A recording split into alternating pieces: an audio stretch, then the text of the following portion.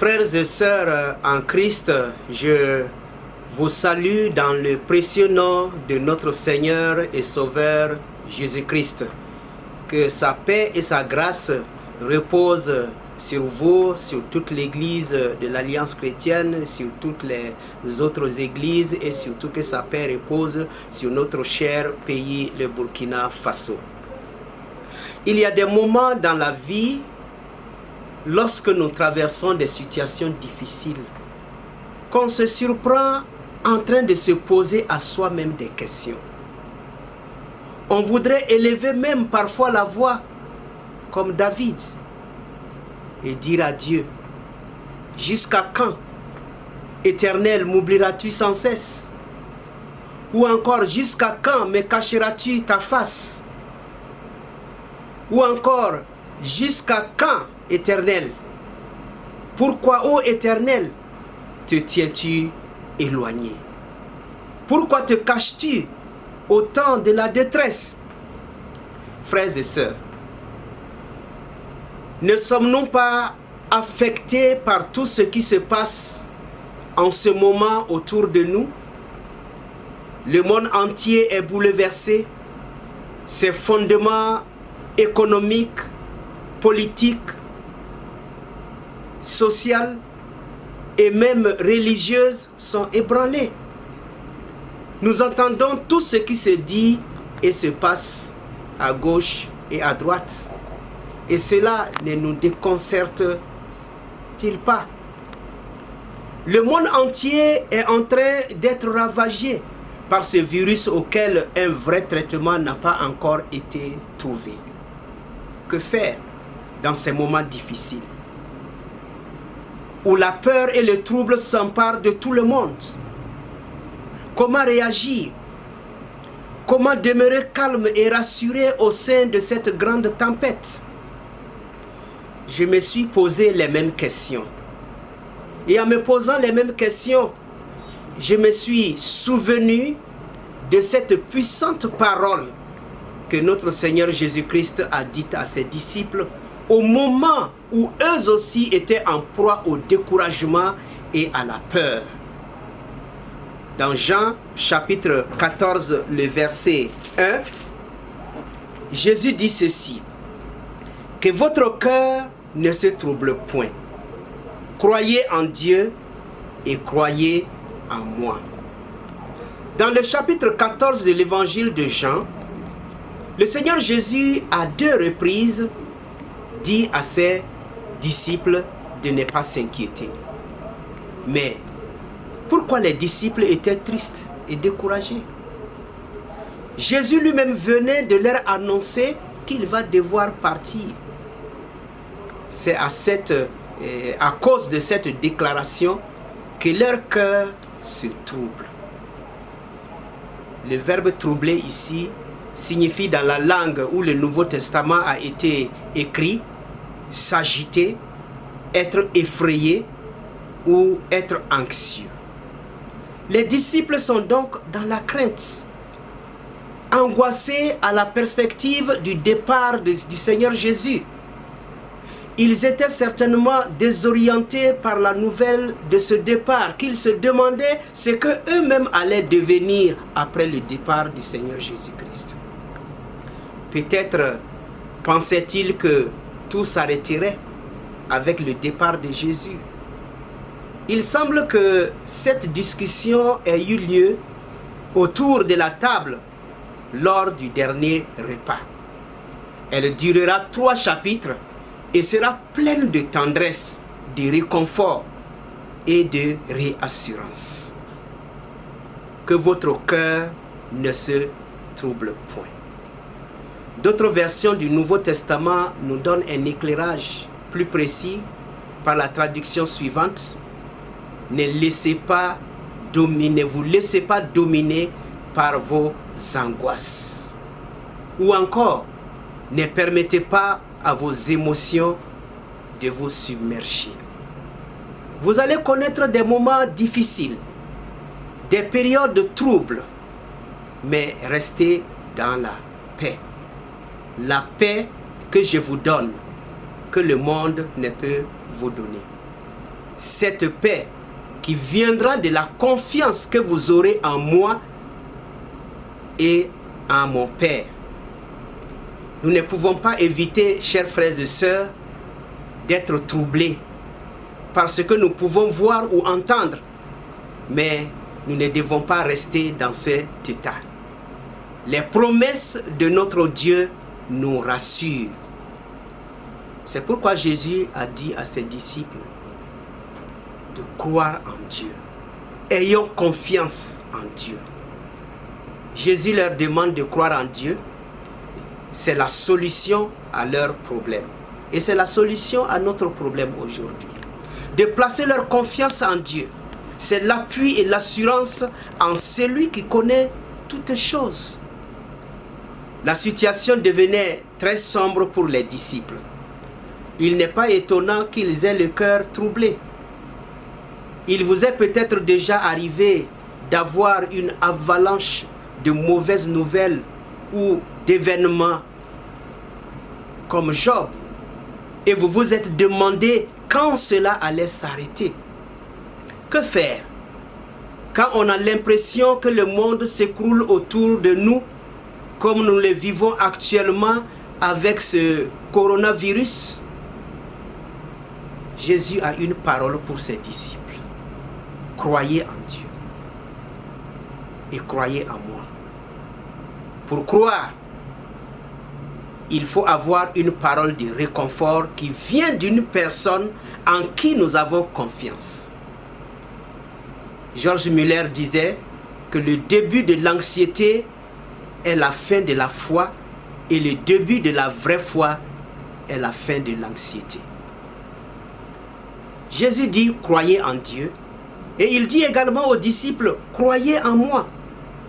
Jésus leur dit non seulement de croire en Dieu, mais d'avoir confiance en lui. C'est comme si nous aujourd'hui, nous l'entendons nous dire « Faites-moi confiance mes amis ». Combien de fois avons-nous douté de lui par le passé lorsqu'au sein des difficultés, nous avons cru qu'il ne nous entendait plus? Et combien de fois notre incrédulité nous a nui? Souvenons-nous des disciples dans la barque. Lors de la traversée, lorsque la tempête faisait rage et que Jésus dormait à la poupe, les a-t-il abandonnés? Non. Rappelez-vous de Pierre. Lorsqu'il a marché sur les eaux et que son manque de foi était en train de le faire couler, est-ce que Jésus l'a laissé se noyer? La foi en Jésus est un appui sûr et certain. Il ne nous a jamais promis une vie facile, mais il nous rassure de sa fidélité et de sa présence. Il ne nous donne pas une divine immunité face aux épreuves, mais nous prépare toujours une voie de sortie. Dans ces temps d'incertitude, nous devons garder la foi et faire confiance à Dieu en toutes choses. Il est le maître de l'histoire et le garant de notre propre destin. Ne nous laissons pas ébranler et effrayer par les nouvelles apocalyptiques que nous entendons jour après jour. Mais au contraire, assurons-nous d'être à la place où Dieu veut que nous soyons et faire ce qu'il veut que nous fassions. Et par-dessus tout, au milieu de toutes ces difficultés et incertitudes du lendemain que nous vivons, n'oublions jamais ce que Jésus a dit. Je vous laisse la paix, je vous donne ma paix. Je ne vous donne pas comme le monde donne. Que votre cœur ne se trouble point et ne s'alarme point. Levons nos yeux vers le Seigneur. Ne restons pas passifs, écrasés par la peur et l'insécurité. Continuons notre vie quotidienne en nous rassurant que nous ne sommes pas seuls et que notre Dieu veille sur chacun de nous. Ayons cette ferme assurance qu'il est notre lumière et qu'il saura nous guider devant tous les défis qui jalonnent notre route. Ne cessons pas de prier dans nos familles. C'est une période éprouvante également pour l'Église. Une période éprouvante pour l'Église. Raison pour laquelle nous sommes encouragés à prier dans nos familles, à invoquer la grâce de Dieu. Humilions-nous et repentons-nous d'un cœur sincère et crions à notre Dieu. Disons comme l'a fait le roi Josaphat, lorsque l'ennemi venait contre lui pour le détruire, lui et son peuple. Il est dit que dans sa frayeur, Josaphat se disposa à chercher l'Éternel. Josaphat cherche la face de l'Éternel. Il a gardé sa confiance en Dieu. Il a cru en Dieu. Il publie un jeûne pour tout Juda, non pas seul, mais avec les habitants de toutes les villes de Juda. Juda s'est assemblé pour invoquer l'Éternel. Il est dit que l'on vint de toutes les villes de Juda pour chercher l'Éternel parce que la situation était difficile et le peuple de Juda était en péril. Josaphat se présente dans le temple, c'est-à-dire là où se tient la présence de Dieu. Et Josaphat se présenta au milieu de l'assemblée de Juda et de Jérusalem dans la maison de l'Éternel. Il est dit devant le nouveau parvis. C'est là où le roi Salomon avait proclamé cette prière lors de la dédicace du temple. En 2 Chroniques, il a dit quand l'ennemi assiégera ton peuple dans son pays, dans ses portes, quand il y aura des fléaux ou des maladies quelconques, si un homme, si tout ton peuple d'Israël fait entendre des prières et des supplications, et que chacun reconnaisse sa plaie et sa douleur, et étende les mains vers cette maison, exauce-les des cieux, du lieu de ta demeure, et pardonne. Rends à chacun selon ses voies, toi qui connais le cœur de chacun, car seul tu connais le cœur des enfants des hommes. Josaphat va rappeler à Dieu la prière, cette prière de Salomon. Il crie à Dieu dans sa détresse, en lui disant, tu exauceras et tu sauveras. Josaphat rappelle à Dieu la situation. Dans les versets 10 et 11, c'est-à-dire que ses ennemis viennent pour dérober, voler, chasser Josaphat et son peuple de l'héritage que Dieu leur a donné.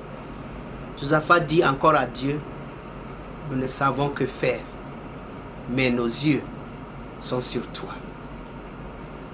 Peuple de Dieu, chers frères et sœurs en Christ, levons nos yeux vers notre Dieu. Et disons-lui, dans nos jeûnes, dans nos prières, en nous humiliant sincèrement devant lui, nous sommes sans force. Devant cette pandémie, nous sommes sans force. Les hommes sont sans force. Les savants sont sans force. Le monde entier est sans force. Et en tant que son Église, humilions-nous devant Dieu. Et comme Josaphat, nous levons nos yeux vers lui, en lui disant, Seigneur, devant cette pandémie, nous sommes sans force. Mais nos yeux sont sur toi. Que votre cœur ne se trouble point. Croyez en Dieu et croyez en moi. Nous sommes sans force, mais nos regards sont sur toi, Seigneur. Et c'est pourquoi en ce moment, nous voulons encore inviter toute l'Église à bien observer tout ce qui a été dit par nos autorités pour la prévention de cette maladie. Que personne ne se dérobe de cela. Que nous prenions les dispositions nécessaires